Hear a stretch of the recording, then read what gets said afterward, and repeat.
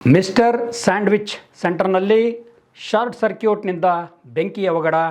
ಕಲಬುರಗಿಯಲ್ಲೊಂದು ಭಾರೀ ಬೆಂಕಿ ಅನಾಹುತ.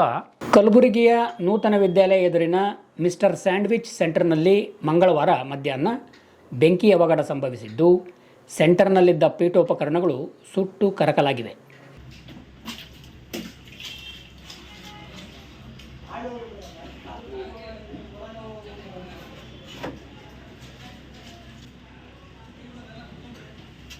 पीछे देखो, ये पूरा जल गया जो वहाँ तक वो पूरा शीशी का जो ऊपर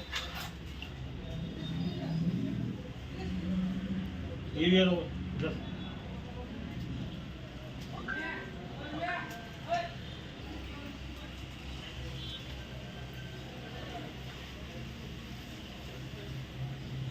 सब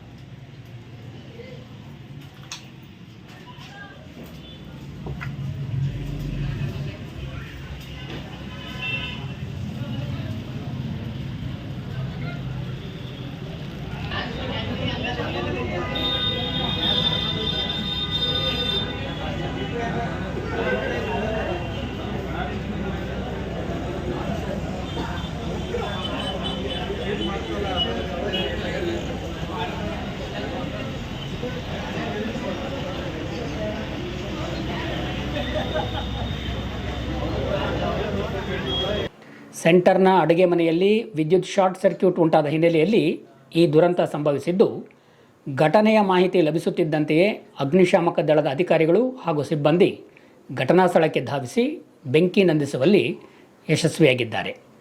ಈ ಕುರಿತು ಹೆಚ್ಚಿನ ಮಾಹಿತಿಯನ್ನು ಇನ್ನೂ ನಿರೀಕ್ಷಿಸಲಾಗುತ್ತಿದೆ.